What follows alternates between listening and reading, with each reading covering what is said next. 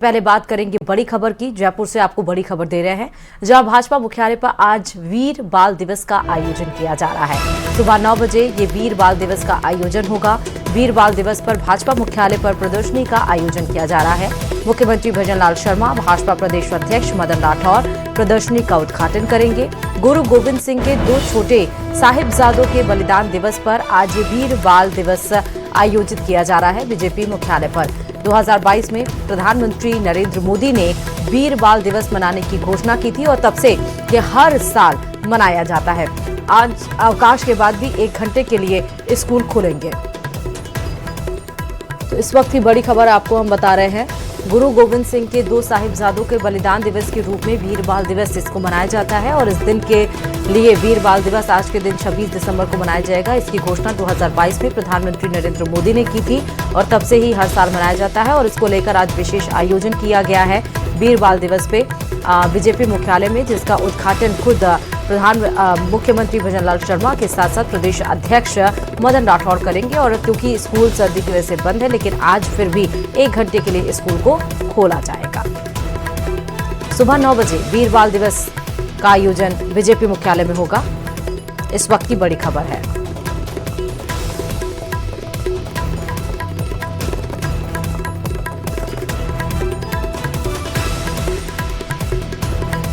इस वक्त की बड़ी खबर आपको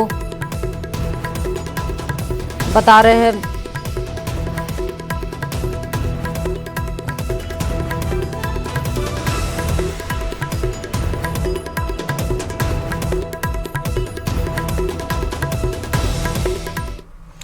और अब बात जोधपुर से बड़ी खबर की, जहां आज जोधपुर दौरे पर मुख्यमंत्री भजनलाल शर्मा रहेंगे। 1 दिवसीय जोधपुर प्रवास पर सीएम रहेंगे। सुबह 11:15 पर जोधपुर एयरपोर्ट पहुंचेंगे सीएम।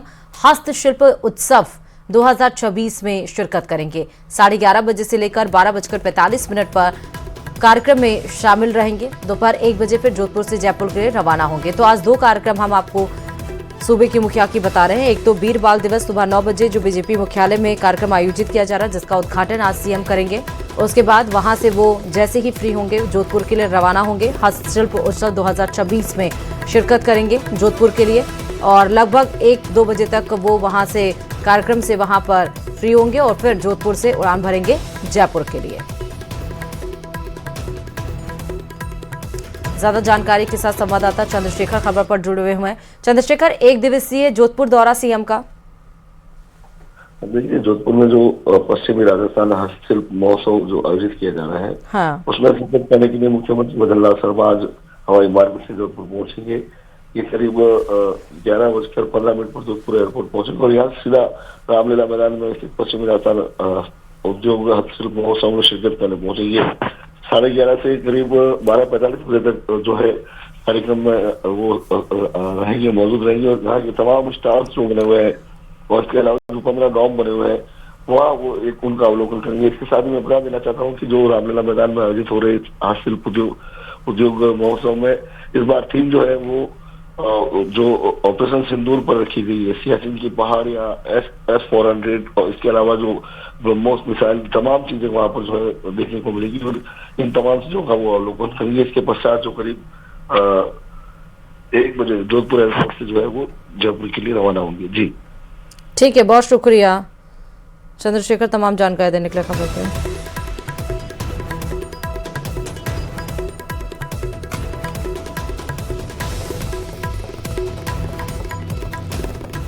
नागौर में क्रिसमस डे के मौके पर एक स्कूल में खूब बवाल हुआ।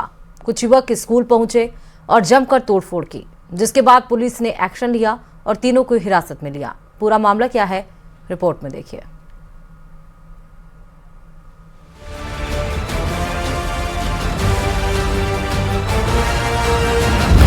सेंटा का विरोध, क्रिसमस पर उबाल। स्कूल में तोड़फोड़, खूब मचा बवाल।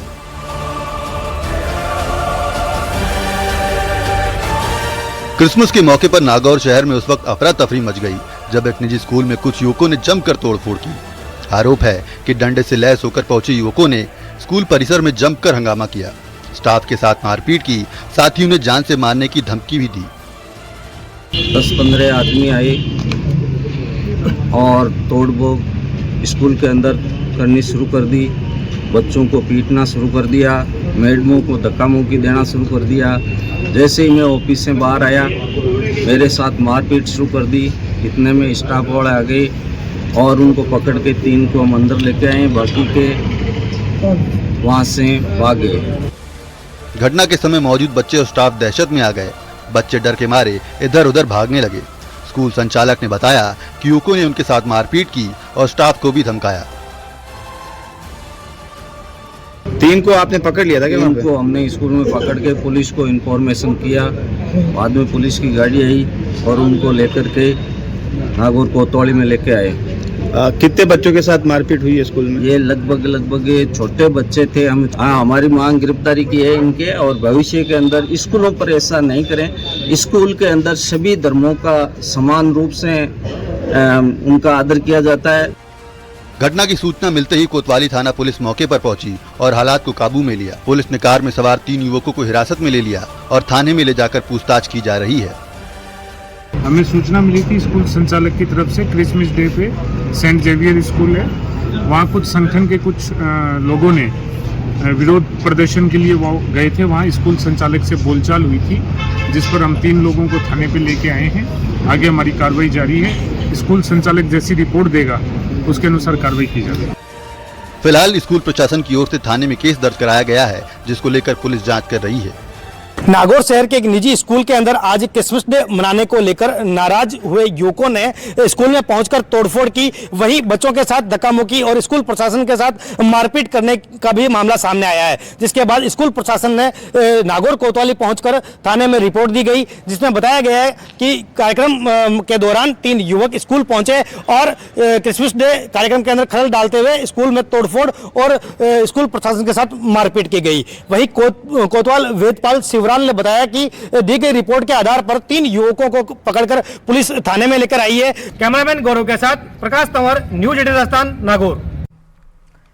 चूरू जिले में मिलावटखोरी के खिलाफ बड़ी कार्रवाई करते हुए एंटी गैंगस्टर टास्क फोर्स यानी कि AGTF ने सालासर क्षेत्र के सुभासर में नकली घी बनाने वाली एक अवैध फैक्ट्री का भांडाफोड़ किया है।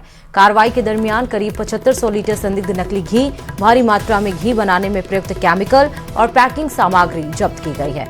यह घी बाजार में खाद्य पदार्थों और मिठाइयों में उपयोग किए जाने की तैयारी में था, जिससे आमजन के स्वास्थ्य के साथ गंभीर खिलवाड़ की आशंका जताई जा रही है। सीजन चल रहा है और ईयर एंड भी होने वाला है। इसी के तहत खाद्य पदार्थों में मिलावट की ज़्यादा आशंका रहती है। उसी के तहत हमने रेड मारी बहुत जगह और उसी में सालासर के सुभासर इलाके में हमने एक होटल के आड़ में चल रहे नकली घी की फैक्ट्री पर छापा मारा, जहाँ से हमें ऑलमोस्ट 400 प्लस टीन के डिब्बे मिले और बहुत सारे ड्रमों में जो घी बनाने वाला केमिकल था वो मिला, और कुल मिला के संदिग्ध घी जो नकली हो सकता है वो 7500 लीटर मिला है।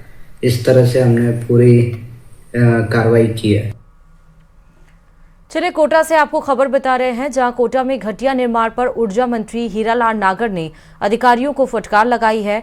ऊर्जा मंत्री हीरालाल नागर ने कहा, जांच में खामी मिली तो उनकी भी जांच कराऊंगा। केवल जांच कमेटी बनाने से काम नहीं चलेगा। अगर जांच कमेटी चेहरे देखकर काम करेगी तो जांच कमेटी वाले भी जांच के घेरे में होंगे। ऊर्जा मंत्री हीरालाल नागर गुरुवार को कोटा से अमरपुरा जाते समय बाईपास रोड पर निर्माण कार्य को देखने पहुंचे और इसके बाद अमरपुरा में तालाब किए गए जा रहे सौंदर्यीकरण और सुदृढ़ीकरण की भी आकस्मिक जांच करने के लिए पहुंच गए। तालाब की सुरक्षा दीवार को हाथ लगाते ही प्लास्टर से रेत झड़ने लगी।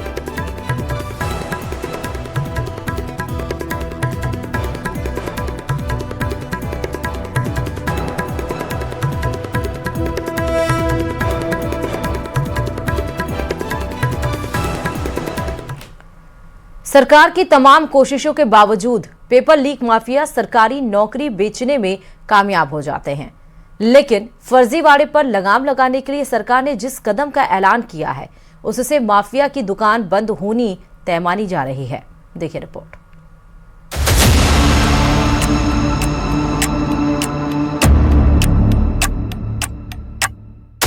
खत्म हुआ पेपर लीक माफिया का राज, मेहनत के सिर सजेगा कामयाबी का ताज।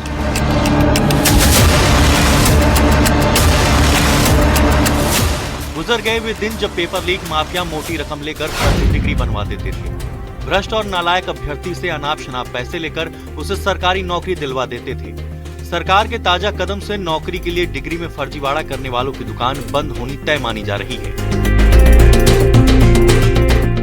सरकारी और निजी विश्वविद्यालयों की डिग्री, डिप्लोमा, मार्कशीट और माइग्रेशन सर्टिफिकेट पर अब अनिवार्य रूप से QR कोड अंकित किया जाएगा।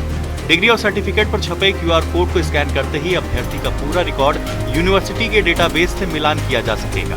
हर साल स्टूडेंट्स को वर्षवार और क्रमवार एनरोलमेंट नंबर आवंटित किया जाएगा, जिससे रिकॉर्ड में हेराफेरी संभव नहीं होगी। QR कोड होगा तभी वो मान्य होंगी, अन्यथा वो मान्य नहीं होंगी। ये बहुत आवश्यक कदम था, क्योंकि पिछले दिनों जिन भर्तियों में हमने देखा कि बहुत सारे गिरोह बन गए और उन गिरोहों ने फर्जी प्रमाण पत्र हूबहू यूनिवर्सिटीज की जैसी डिग्रियां तैयार कर ली और उन डिग्रियों को हजारों रुपयों में न केवल बेचा, बल्कि उन डिग्रियों के आधार पर ही सरकारी नौकरियां प्राप्त करी। तमाम फर्जीवाड़ा जो होता है अंक तालिकाओं के अंदर या माइग्रेशन के अंदर, वो फर्जीवाड़ा भी रुक पाएगा। इसलिए आवश्यकता इस बात की है कि सरकार ने RPSC के सुझाव को स्वीकार करते हुए आने वाले समय में जितने भी राजकीय और निजी विश्वविद्यालय कॉलेज है, उन सब की अंक तालिका और माइग्रेशन पे QR कोड लगाया जाएगा। माना जा रहा है कि सरकार का उठाया गया ये कदम न सिर्फ भर्ती प्रक्रिया को पारदर्शी बनाएगा, बल्कि सरकारी और निजी विश्वविद्यालयों के जारी किए गए दस्तावेजों की प्रामाणिकता भी सुनिश्चित करेगा।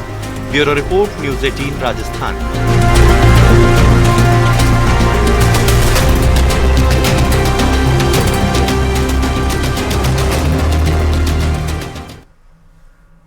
डीग में अवैध खनन के खिलाफ सोमवार से अनिश्चितकालीन धरने पर बैठे साधु संतों ने गृह राज्य मंत्री जवाहर सिंह बेढम से आश्वासन मिलने के बाद धरना खत्म कर दिया। साधु संतों की माने तो मंत्री जवाहर सिंह बेढम ने अवैध खनन होने पर संबंधित विभाग के अधिकारी पर कार्रवाई का भरोसा दिया है। देखिए रिपोर्ट।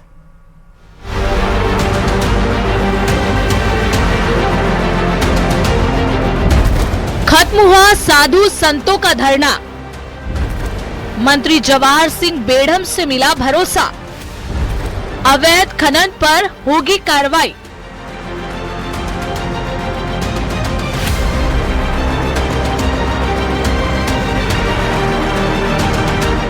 डीग जिले के खो इलाके में अवैध खनन पर रोक न लगाने से आक्रोशित संत समाज पिछले कई दिन से धरना प्रदर्शन कर रहा था। सोमवार से अनिश्चितकालीन धरना भी दिया जा रहा है, लेकिन गृह राज्य मंत्री जवाहर सिंह बेढम के भरोसे के बाद धरना खत्म कर दिया गया। हालांकि काफी देर तक मंत्री और साधु संतों के बीच गहमागहमी भी हुई। मौके पर पुलिस अधीक्षक, जिला कलेक्टर समेत संबंधित विभागों के अधिकारियों को बुलाया गया। पहले धरना स्थल पर बैठक हुई, उसके बाद मंत्री और साधु संतों के बीच जिला कलेक्ट्रेट सभागार में बैठक हुई। सरकार की कार्रवाइयां समय समय पर हुई, लेकिन फिर भी जहां जहां ओवरलोडिंग या अवैध खनन की शिकायत आएगी, निश्चित रूप से शासन प्रशासन सख्त कार्रवाई करेगा। संतों का हमेशा सकारात्मकता का और सनातन संस्कृति के संरक्षण का संदेश देने का काम होता है। कल जैसे ही मुझे पता लगा कि हमारे ब्रज के साधु संत अपनी मांगों को लेकर के धरने पर हैं, तो चूंकि हमारी संवेदनशील सरकार है, पिछली सरकार के दौरान तो 250-300 दिन तक इनसे कोई हालचाल पूछने नहीं आया था, लेकिन चूंकि इनके आशीर्वाद से हम सरकार में हैं, तो पता लगा, मैं इनके पास आया हूं, मैंने प्रार्थना की है, इन्होंने मेरी प्रार्थना को स्वीकार किया है। जिसके बाद कुछ इस तरीके से धरना खत्म किया गया। सबसे पहले गृह राज्य मंत्री जवाहर सिंह बेढम खो में धरना स्थल पर पहुंचे। अधिकारियों की मौजूदगी में लंबे दौर की चर्चा हुई। अवैध खनन को लेकर संतों ने नाराजगी जताई। मंत्री जवाहर सिंह बेढम ने संतों को भरोसा दिया। अवैध खनन पर संबंधित विभाग के अधिकारी पर कार्रवाई का भरोसा दिया गया।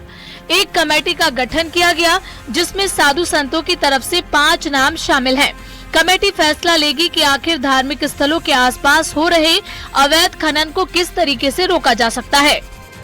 अवैध खनन को लेके वो परिक्रमा मार्ग में जो धरना पिछले 2-3 दिन से चल रहा था हरिबोल और कुंवार बाबा के नेतृत्व में, जैसे ही माननीय मंत्री जी को पता पड़ा, तो मंत्री जी पूर्व के आंदोलन के हिस्सा रहे हैं और विजय बाबा के समय में लंबा इन्होंने सहयोग किया अपने सहपाठियों के साथ में। तो आपने वो गंभीरता से लिया और घटनास्थल पर आए। पूर्ण उन्होंने आश्वासन दिया है कि किसी प्रकार का जो भी जाने अनजाने में खनन की गतिविधि चल रही है वो अधिकारियों को निर्देशित करेंगे, पूर्णतः बंद होगा। स्थानीय लोग, साधु संत और सामाजिक संगठनों के जरिए पर्वतों को बचाने की मांग लंबे वक्त से उठाई जा रही है। खनन माफियाओं के प्रभाव के चलते अब तक कोई ठोस कार्रवाई नहीं हो सकी थी, लेकिन अब उम्मीद की जा रही है कि मंत्री जी के भरोसे के बाद ब्रिज क्षेत्र की धार्मिक और पौराणिक पर्वत श्रृंखलाओं पर अवैध खनन बंद हो जाएगा। 4 दिन से अवैध खनन के खिलाफ चल रहा साधु संतों का धरना गृह राज्य मंत्री जवाहर सिंह बेड़म के हस्तक्षेप के बाद समाप्त हो गया है। दरअसल अवैध खनन के खिलाफ साधु संत वो में धरने पर बैठे थे और वहां साधु संतों द्वारा धरना दिया जा रहा था। साधु संतों का कहना है कि आश्वासन दिया गया है और आश्वासन के बाद ये धरना समाप्त हुआ है। जल्द ही अब जो कमेटी है वो निर्णय लेगी कि अवैध खनन को किस तरीके से रोकना है और क्या आगे कार्रवाई करनी है। कैमरा पर्सन मनोज के साथ दीपक पुरी, न्यूज़ 18 राजस्थान, भरतपुर। डूंगरपुर जिले के कोतवाली थाना अंतर्गत डूंगरपुर शहर की पत्रकार कॉलोनी में चोरी ने एक मकान के पिछले हिस्से में बने एक कमरे को अपना निशाना बनाया। चोर कमरे से चांदी की 3 अंगूठियां, चांदी का ब्रेसलेट और 3000 की नकदी चुरा ले गए। घर में लगे सीसीटीवी कैमरे में 2 चोर नजर आए। पुलिस मामले की जांच में जुटी है।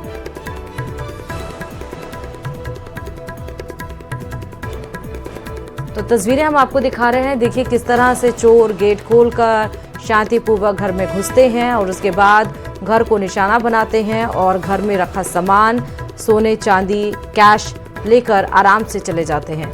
हालांकि घर में लगे सीसीटीवी कैमरे में चोर की पूरी करतूत, उसकी शक्ल कैद हो जाती है, जिसके आधार पर अब पुलिस चोर की तलाश में जुटी है। अभी दोपहर में 3 साढ़े 3 बजे मेरे घर पे नीचे की साइड में शाम को 6 बजे गया था देखने, लॉक करने। तो उस समय मेरे घर पे नीचे ताला टूटा हुआ था रूम का। अंदर जाके देखा, थोड़ा बहुत टेबल पे सामान बिखरा हुआ था और अंदर की साइड भी सब कमरों में लाइटें चालू थी। फिर आके मैंने सीसीटीवी में देखा तो 2 लड़के थे, कोई बाइक पे आए थे और आके मेरे घर का नीचे का ताला तोड़ा और अंदर ड्रॉअर के अंदर मेरे 2-3 चांदी की अंगूठी थी, एक ब्रेसलेट था और मेरे अंदर पर्स वहीं था जिसमें 2,500 रुपये कैश पड़ा हुआ था, तो वो निकाल के ले गए दोपहर में। कोटपुतली से अब आपको खबर बता रहे हैं, जहां कचौरी में ब्लेड निकली है। कचौरी खा रहे युवक का ओंठ कट गया। युवक का आरोप है कि जब उसने इसकी शिकायत दुकान के मालिक से की तो दुकानदार ने उसे धमकाकर भगा दिया। घटना कोटपुतली के एक फेमस मिष्ठान भंडार की गुरुवार दोपहर करीब 12 बजे की है।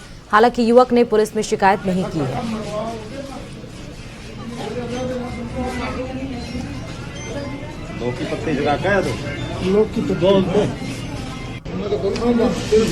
चार कचौरी लगवाई, उसमें आधी खाई, उसमें निकल गई ब्लेड लोहे की।